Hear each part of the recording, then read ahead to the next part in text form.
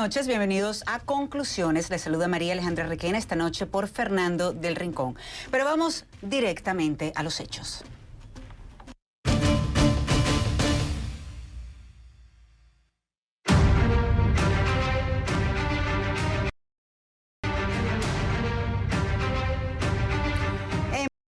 Empeora la crisis en la frontera entre Estados Unidos y México. Son miles los inmigrantes que tienen la esperanza de ser procesados por el gobierno de Joe Biden para ingresar a territorio estadounidense, pero el secretario de Seguridad Nacional, Alejandro Mayorkas, envió un mensaje claro.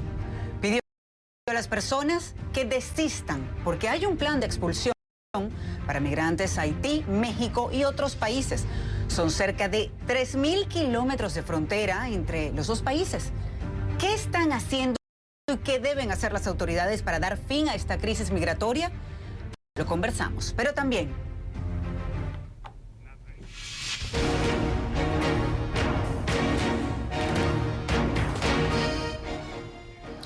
Argentina. El presidente Alberto Fernández juramenta nuevos ministros en un intento por solucionar el tsunami político que enfrenta desde la derrota del oficialismo en las pasadas elecciones en el país.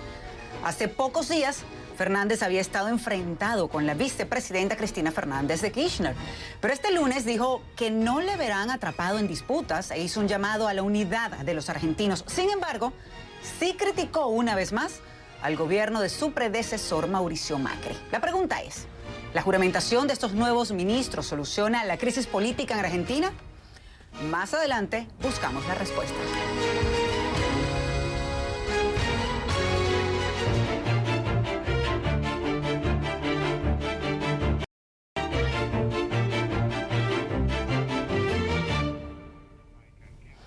El gobierno de Biden se ha negado por mucho tiempo a llamar lo que sucede en la frontera crisis migratoria. Sin embargo, ya no solo es el gobernador de Texas, Greg Abbott, quien envía un mensaje contundente a los inmigrantes para que no intenten entrar a Estados Unidos. Ahora es también el secretario de Seguridad Nacional, Alejandro Mayorkas, quien dijo que la frontera no está abierta. Pero los detalles nos los trae el día de hoy Gustavo Valdés, quien se encuentra en Del Río, Texas. Gustavo, muy buenas noches. Gracias por acompañarnos en Conclusiones. ¿Cuál es la situación en este momento en la frontera? ¿Qué tal? Buenas noches. Algo muy interesante está pasando precisamente en estos momentos. Están llegando, esta es la segunda ola de autos de la Policía Estatal de Texas que están ayudando con este auge de inmigrantes. El puente internacional está a mis espaldas, debería estar abierto, pero no lo está por órdenes tanto del alcalde de la ciudad como por el gobernador de Texas y también con el apoyo de la patrulla fronteriza para evitar dificultades. El campamento está aproximadamente 1,5 kilómetros de aquel lado, es muy oscuro para poder presentarles algo en estos momentos. Pero este auge de seguridad es algo de las precauciones que se están tomando porque el número de personas aún en este campamento improvisado es de casi 10,000 según el alcalde de la ciudad, a pesar de que el secretario de Seguridad Nacional, Mayorkas, quien estuvo visitando el lugar esta tarde, dice que las autoridades federales están trabajando lo más rápido posible para tratar de retirarlos de este punto. Están enviando vuelos desde esta ciudad de Del Río a Haití y otros países de donde están deteniendo a los inmigrantes. Así es de que eso es las autoridades federales tratando de resolver la situación aquí lo más rápido posible, pero también aún hay miles de personas del lado mexicano que han estado esperando pasar y muchos de ellos preocupados porque no están llegando directamente de Haití. Son personas, muchos de ellos, que estaban viviendo en América Latina, ya sea en México o en algunos otros países, que se vinieron quizá creyendo que bajo las políticas de Biden sería más fácil llegar a Estados Unidos y la deportación a Haití sería problemática porque ahora sabemos que llegarían a una situación muy distinta a la que encontraban con el terremoto y la situación política en ese momento. Y mientras tanto, Gustavo, ¿qué han dicho las autoridades federales con respecto a esta crisis? Bueno, una crisis que además tomó otro nivel el día de hoy por un video que comenzó a circular, fue grabado por la agencia Reuters y la cadena Al Jazeera, en la que se ven a unos agentes de la patrulla fronteriza a caballo tratando de controlar la situación en la frontera, y en algunos videos parece que los agentes están agrediendo a los inmigrantes, en alguna manera utilizando las riendas de los caballos, que son un poquito más grandes y que también se utilizan para controlar a los caballos. Hay algunos videos en los que parecen sugerir que alguna gente de la patrulla fronteriza habría abusado de esos o tratar de amedrentar a los inmigrantes para que no entraran. Esto también ha causado controversia al punto de que el mismo secretario de Seguridad Nacional y la Casa Blanca se han pronunciado.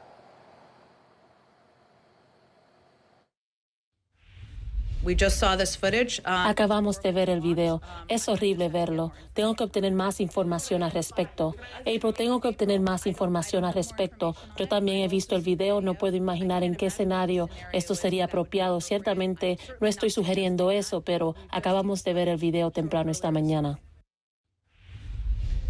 CBP has surged 600 agents. El Servicio de Aduanas y Protección Fronteriza ha sumado a 600 agentes y a personal de la Fuerza Voluntaria del Departamento de Seguridad Nacional al sector de Del Río para mejorar nuestras capacidades operativas. Si se necesita personal adicional, se enviará más. La patrulla fronteriza está coordinando con el Servicio de Control e Inmigración y Aduanas y la Guardia Costera para trasladar a personas de Del Río a otros lugares de procesamiento, entre ellas aproximadamente 3.500 en los últimos días y 3.000 en actualidad, para garantizar que los migrantes sean detenidos, rápidamente procesados y deportados de acuerdo con nuestras leyes y políticas. En el Departamento de Seguridad Nacional estamos asegurando transporte adicional para acelerar el ritmo y aumentar la frecuencia de los vuelos de retorno a Haití y a otros destinos en el hemisferio occidental. To Haiti and other destinations in the Western Hemisphere. Y por cierto que la cuenta oficial del Departamento de Seguridad Nacional de Estados Unidos dijo que están investigando esas acusaciones, precisamente lo que vimos en estas imágenes, en esos videos con estos caballos, con estos agentes de aduana y los migrantes que estaban allí. ¿Qué otras reacciones han habido? Y también te quiero preguntar, Gustavo, ¿qué se sabe del lado de la frontera de México? ¿Cómo está la situación? ¿Qué están haciendo las autoridades? Bueno, comencemos con el tuit, comencemos con lo que ha dicho el secretario de Seguridad Nacional, en el que más tarde dicen que después de una revisión inicial de los videos están refiriendo el caso a la agencia, al grupo encargado dentro del departamento del comportamiento de los agentes, al punto que en ese mismo tuit dicen que van a enviar miembros de ese equipo de ética de la patrulla fronteriza para que estén presentes en este lugar y evitar que se repiten incidentes como esto. Pero todo esto está también causando controversia entre personas en favor de los derechos de los inmigrantes. Por ejemplo, el excongresista Julián Castro, también el exsecretario de de Vivienda de Estados Unidos, el demócrata Julián Castro, en su cuenta de Twitter, dice que lo que vimos con la patrulla fronteriza obviamente no es agradable, pero también criticando de alguna manera al presidente Joe Biden por no permitirles que estas personas, estos haitianos, pidan asilo. Dicen que independientemente de quién sea el presidente del país, el negarle la oportunidad a inmigrantes de que piden asilo no debe suceder. Pues Gustavo, muchísimas gracias por acompañarnos, por traernos toda la información desde Del Río, Texas. Estaremos muy atentos a tus reportes. Buenas noches.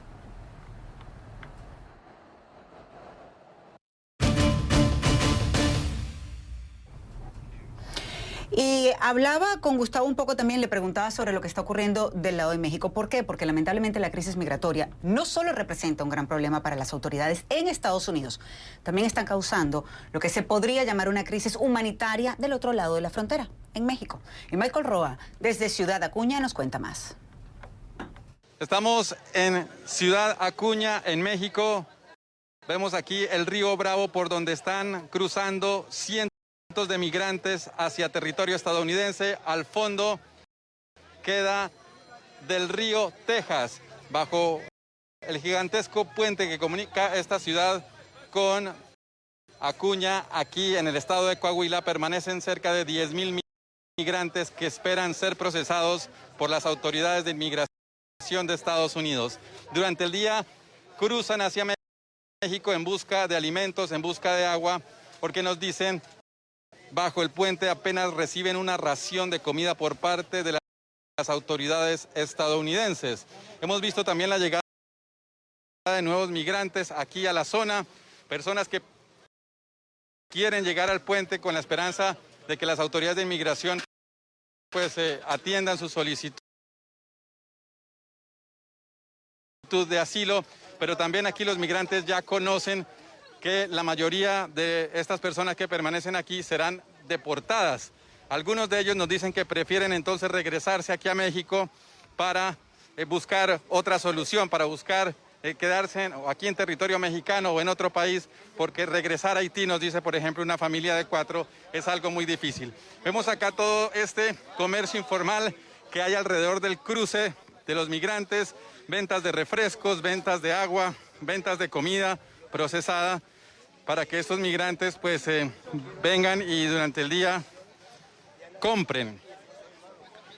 Ellos nos dicen que la situación es muy difícil debajo del puente, la temperatura es de 40 grados centígrados, hay mucho polvo, hay poca comida y pues allí los migrantes ya están viendo cómo llegan autobuses del Servicio de Inmigración y Control de Aduanas para trasladarlos a centros de procesamiento. Por ahora nos dicen están llevándose a hombres y mujeres solteras, por ahora solamente algunas familias de las que se encuentran en la zona. Aquí hemos visto también muy poca presencia de la policía, de la Guardia Nacional de México, al tiempo que más migrantes continúan llegando pues aquí a la zona a hacer este peligroso cruce del río Bravo. Ha subido el nivel del agua durante las últimas horas y la temperatura muy fuerte, muy difícil aquí en la zona. Michael Roa, CNN, Ciudad Acuña, México. Gracias, Michael. Y esta crisis en la frontera está causando gran presión.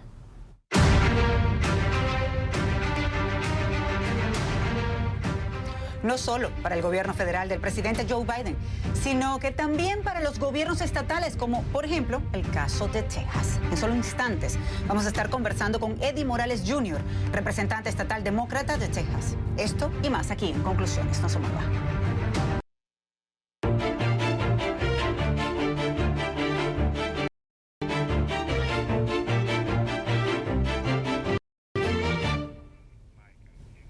Les comentaba que el Departamento de Seguridad Nacional dijo en Twitter que no tolerará el abuso a migrantes que estén bajo su custodia y que toman muy en serio las acusaciones de abuso de las autoridades contra migrantes. Agregaron que el inspector general del departamento está realizando una investigación sobre los hechos. Así que para hablar de esto y más, le damos la bienvenida a Eddie Morales Jr., representante demócrata por el estado de Texas, que nos acompaña desde Eagle Pass en Texas. Muy buenas noches. Gracias por acompañarnos. La Casa Blanca se refirió a estas imágenes en donde estos agentes de la aduana, agentes de inmigración, pues están con los caballos en lo que pareciera intimidar un poco a algunas de las personas que se encontraban ahí en la frontera, de estos inmigrantes. Dicen que las imágenes son preocupantes. ¿Qué nos puede decir usted con respecto a estas acusaciones contra las autoridades inmigratorias?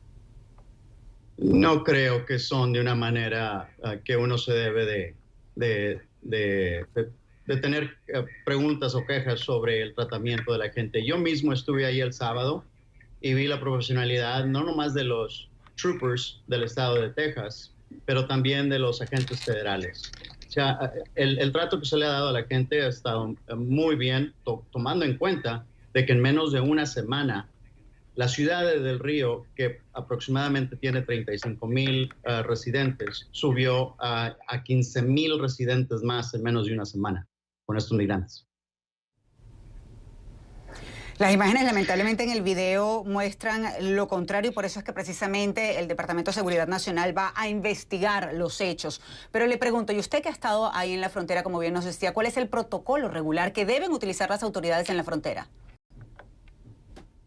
Pues, los agentes federales deben de tratar a cualquier persona como cualquiera, ¿verdad? En serio, de darle el trato que se debe darle a cualquier ser humano. Ahorita por el ingreso de 15,000 personas ahí de migrantes en Del Río, se ha necesitado la ayuda también de los oficiales del estado de Texas, que tienen el mismo protocolo de seguir agentes federales, y mucha de la gente está ahí esperando también de que se le dé el proceso a uno. Y no Las sé de imágenes qué son video sorprendentes, la refiere. cantidad de personas. No, estamos refiriendo al mismo video que es de Reuters, por cierto, de la agencia Al Jazeera, que la Casa Blanca, la secretaria de prensa de la Casa Blanca, estaba haciendo referencia más temprano, dijo que habían visto estas imágenes, son unos agentes de inmigración, pues que están encima de unos caballos, aparentemente como briosos, moviéndolos hacia un lado y hacia otro, los estábamos mostrando previamente nosotros en nuestras pantallas también, y a ese video, precisamente esas imágenes a las que se refiere el Departamento de Seguridad Nacional de Estados Unidos. Por eso le preguntaba a usted, espero que en algún momento seguramente lo va a ver usted también y podrá entonces emitir una opinión o dejar sencillamente que corra la investigación, como dijo el Departamento de Seguridad Nacional. Hablaba del gobernador de Texas, de las autoridades de Texas que también han tenido que colaborar con todo lo que está pasando. Una declaración, por cierto, está pidiendo, mejor dicho, el gobernador de Texas, una declaración de emergencia federal para el estado, porque según dijo, la incapacidad del presidente Biden para hacer cumplir las leyes de inmigración y detener los cruces ilegales creó una situación desesperada entre la frontera, precisamente allí donde está, en Texas. Cuéntenos, por favor, qué opina y qué debe hacer Biden. ¿Declarar la emergencia? Sí, claramente creo que se debe declarar la emergencia porque eso inicia el protocolo de que se den más servicios al nivel estatal. Y al nivel local, ahí donde está pasando la emergencia, que es aquí en la ciudad del Río, Texas. Eso lo tiene que hacer ahora. De vez del gobernador y el presidente y la Casa Blanca, de cada quien echarse la culpa, yo lo veo más como que debemos ya de tomar las riendas. El Congreso debe de inmediatamente tomar acción para poder pasar cambios migratorios que puedan mantener en control lo que estamos viendo ahora. Y también creo que se deben usar los recursos que tiene el gobernador. Acabamos de acabar la segunda sesión, donde al gobernador se le otorgó $2 billones para la seguridad de la frontera. Entonces yo también esta semana pasada le pedí que por favor utilizara esos recursos para poder brindar las necesidades aquí en el río y en la región y en la frontera. Porque sí es evidente la crisis migratoria que hay en la frontera. El gobernador de Texas, el gobernador del estado y el presidente Joe Biden, el gobierno federal, no pueden trabajar de la mano para intentar solventar esto.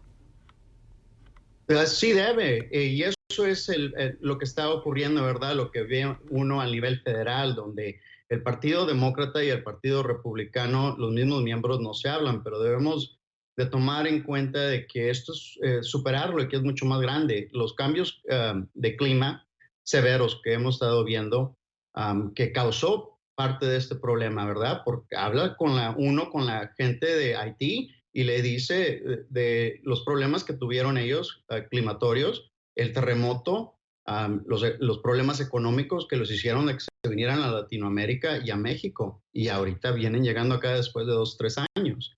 Entonces, este es un problema no regional, sino mundial, y de que debemos tomar todos los recursos necesarios a nivel local, estatal y federal para poder resolver este problema.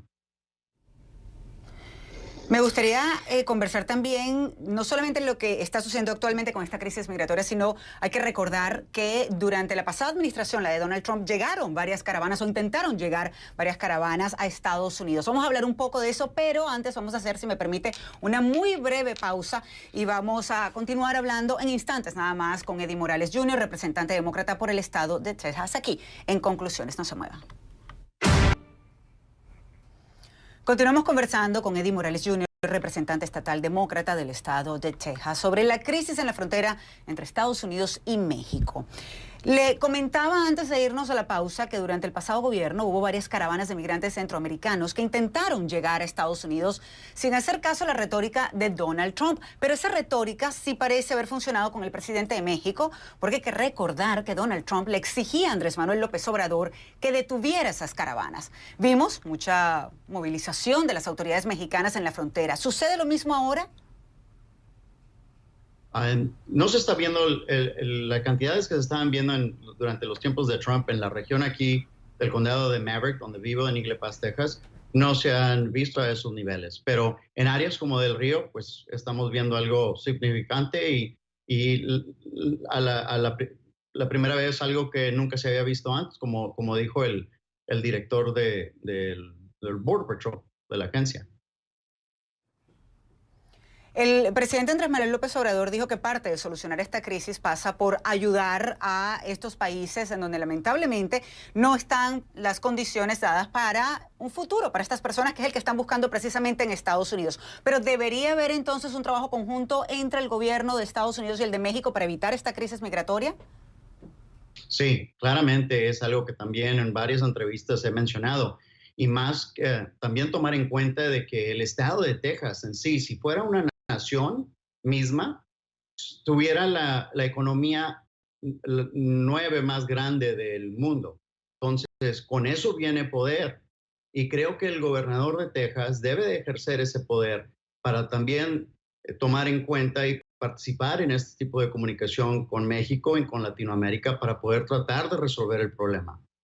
No más de esa manera vamos a poder resolver lo que está ocurriendo al sur de México, para que esto no pase en la frontera de México y Estados Unidos. Pero ¿y por qué no se hace? ¿Por qué no trabajan en conjunto? Porque esto es una crisis que no es nueva.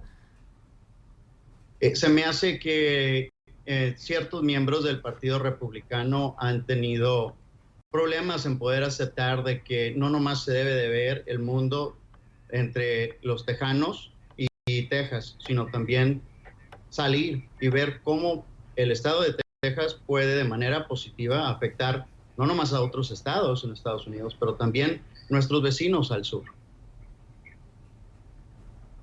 Hace minutos nos hablaba de cómo republicanos y demócratas en el Congreso muchas veces ni siquiera se hablan entre ellos, y en este caso deberían estar haciendo algo también para solventar lo que sucede en la frontera. ¿Qué está haciendo el Congreso? ¿Qué están haciendo demócratas y republicanos en el Capitolio?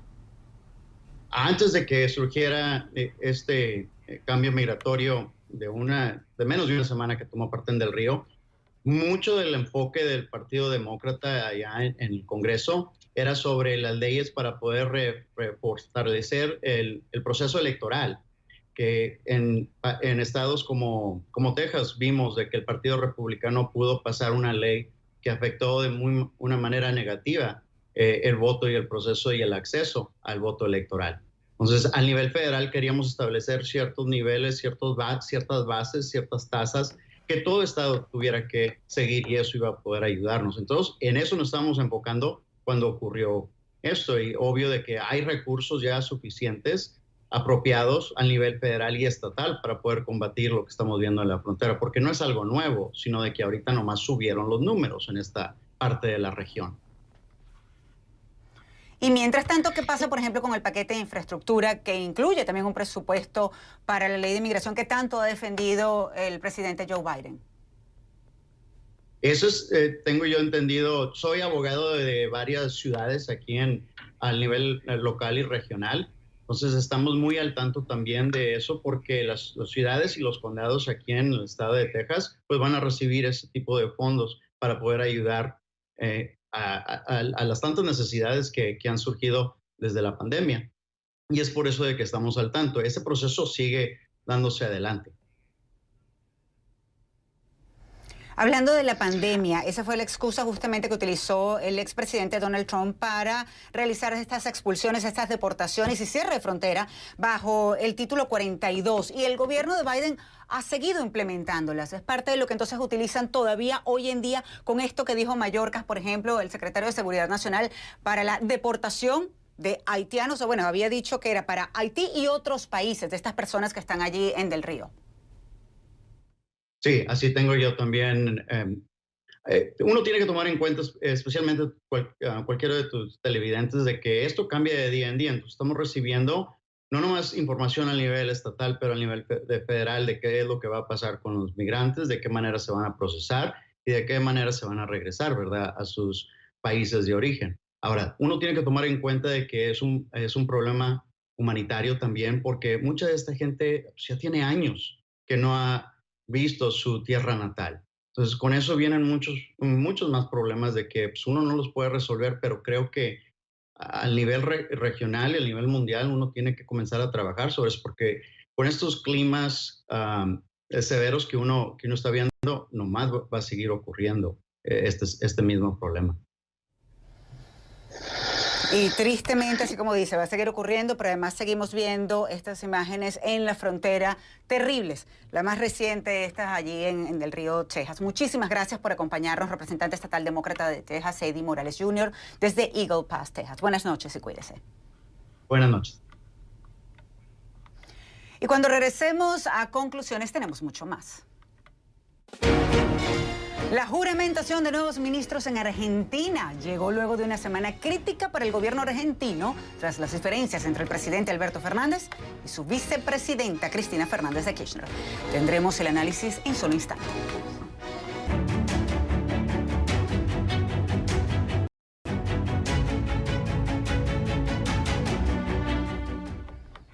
Este lunes y después de una semana de un tsunami político en Argentina, se juramentaron los nuevos ministros del gobierno del presidente Alberto Fernández, quien hizo un llamado a la unidad, dejando aparentemente de lado las diferencias públicas que hubo con la vicepresidenta Cristina Fernández de Kirchner hace unos días. Así que para hablar del tema, ahora le doy la bienvenida a Ignacio Lavaki, profesor de la Pontificia Universidad Católica de Argentina.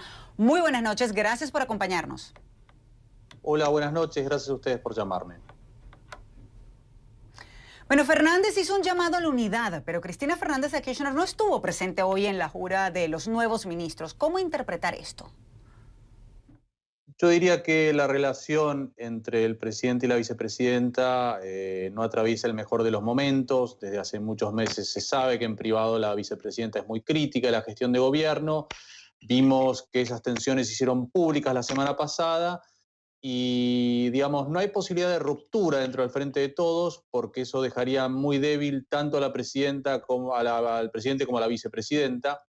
Y entonces están como condenados a esta coexistencia, que yo compararía con la de un matrimonio así, donde ya no existe el amor, pero que no puede separarse y está obligado a convivir bajo el mismo techo.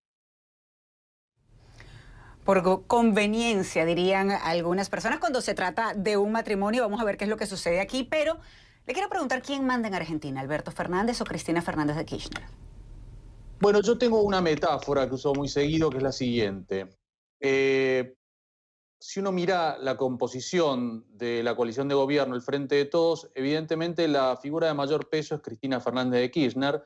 Ella por sí sola en 2019 no hubiera podido ganar la elección probablemente, pero tenía un piso de votos de algo así como un 35%. Por lo tanto, para sellar la unidad del peronismo y así poder derrotar a Mauricio Macri, decidió ir por la vicepresidencia y pedirle a su antiguo jefe de gabinete, con el que está distanciada, Alberto Fernández, que fuera él de candidato a presidente y a la vez negociar la salida de escena de Sergio Massa, que se integró al Frente de Todos. Entonces, es como una sociedad por acciones, ¿no? De momento, mientras Cristina Fernández de Kirchner siga siendo la figura de mayor peso electoral en la provincia de Buenos Aires, sobre todo, que es el principal distrito en la Argentina, ella va a ser como la accionista mayoritaria. Y Alberto Fernández es algo así como el CEO de la coalición, ¿no? Lo que acabamos de ver es que los accionistas, y sobre todo la accionista mayoritaria, está descontenta con cómo funciona la compañía, por decirlo de alguna manera, y quiere cambiar a parte del management, ¿sí? A parte de la gerencia. Y eso fue lo que vimos la semana pasada. Y pues estos nuevos ministros, porque se juramentan nuevos ministros, no sé si con ellos se solventa la crisis política, usted me dirá, pero ¿apoyan más a Cristina que a Alberto Fernández? Yo diría que los nuevos ministros son más bien peronistas clásicos, no son del riñón de Cristina, sí integraron su gobierno, hay un gobernador provincial. Lo que seguramente yo diría que no son es albertistas, ¿no? O sea, lo que hubo la semana pasada fue una depuración de colaboradores estrechos del presidente Alberto Fernández, no todos, ¿sí?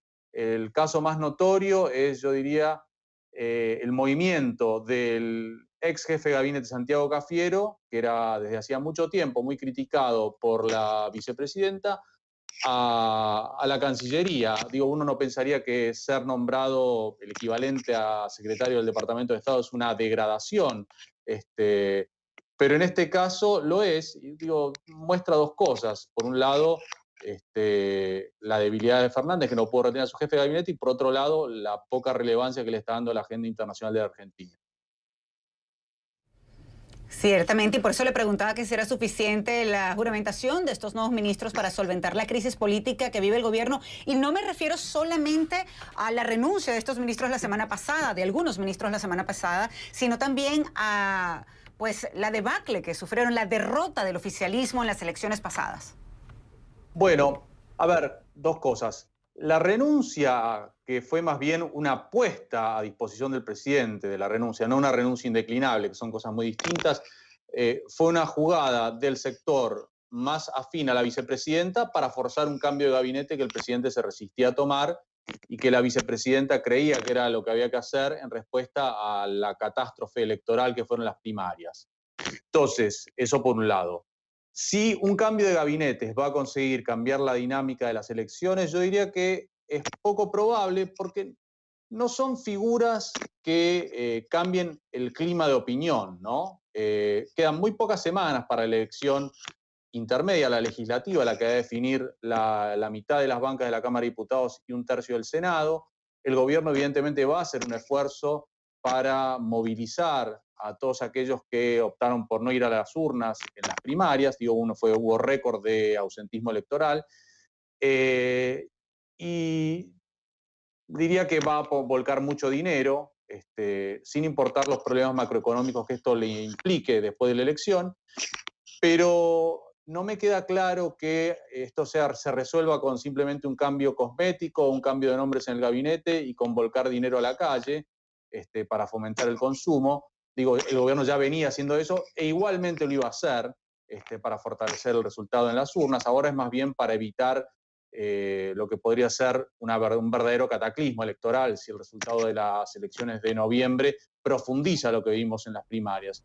Entonces yo diría que no, esto es insuficiente, no son figuras así que sean muy reconocidas ante la opinión pública, tal vez le den un poquito más de ejecutividad al funcionamiento del gobierno, pero no, yo me animaría a decir que no, parece más como una especie de paz temporaria, paz frágil entre el presidente y la vicepresidenta. De maquillaje quizás, profesor, pero si le parece vamos a estar hablando un poco de lo que tiene que hacer entonces el gobierno de Fernández para poder quizás ganar, revertir los resultados pasados en las pasadas elecciones y ganar las elecciones legislativas de noviembre. Lo vamos a estar conversando en instantes nada más, así que por favor quédese con nosotros y ustedes también que están ahí en sintonía de conclusiones. Ya regresamos con esto y mucho más. Un segundo, de forma, firma el señor.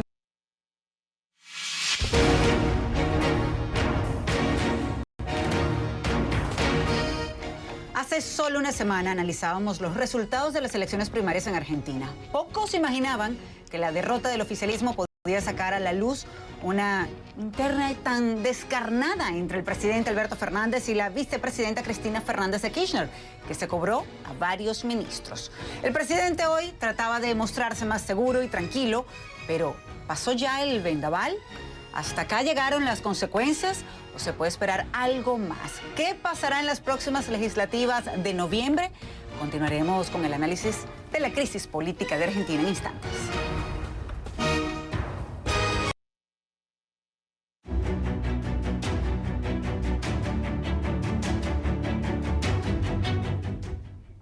Continuamos conversando con Ignacio Lavaki, profesor de la Universidad Pontificia Católica de Argentina.